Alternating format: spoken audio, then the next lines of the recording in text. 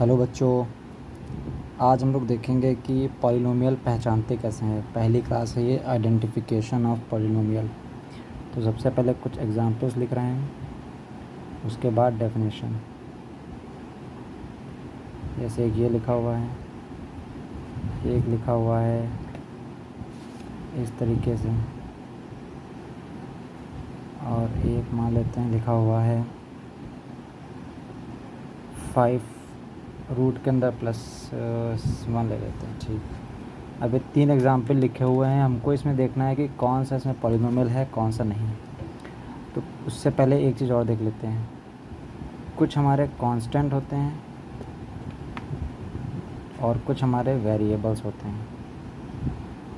ठीक, कांस्टेंट जैसे 1 2 3, हमें इस पर ध्यान नहीं देना है, हमें सिर्फ x y z इन पर ध्यान देना है और इनकी पावर पे विशेष ध्यान देना है। जैसे इसकी देखो पावर यहाँ पर 2 है, यहाँ पे इसकी पावर 1 है, यहाँ पे इसकी पावर 0 है, क्योंकि a की पावर 0 इक्वल्स टू होता है 1।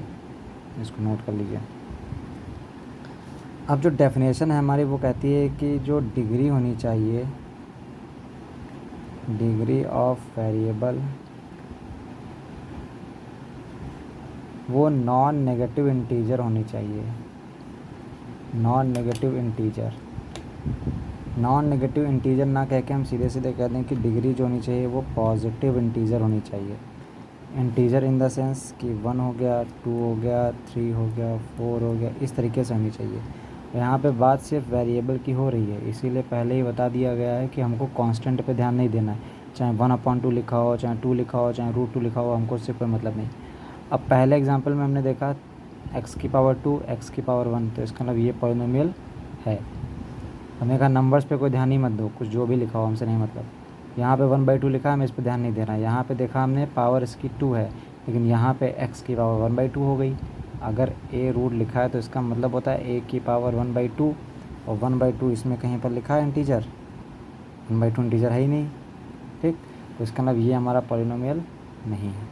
यहाँ पर हम देखा पावर 2 यहाँ तक सही चल रहा है, यहाँ पे देखा पावर 1 ये भी ठीक चल रहा है, इसका मतलब ये भी हमारा पॉलिनोमियल है। तो यहाँ पर हमने देखा कि अगर नंबर्स हमारे रूट में है तो हमें उससे कोई मतलब नहीं है, लेकिन अगर वेरिएबल्स की पावर अगर रूट में चली गई तो वो हमारा पॉलिनोमियल नहीं होगा। तो इस पहली क्लास में हम लोगों ने देखा कि पॉलिनोमियल होता क्या है। अब यहाँ पर एक एग्जांपल और दे रहे हैं। जैसे मान लीजिए लिखा है 3/5 x की पावर 4 -3x² + 9, तो ये भी एक पॉलिनोमियल है।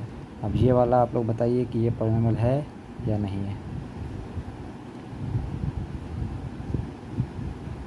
यस और नो। Okay, thank you.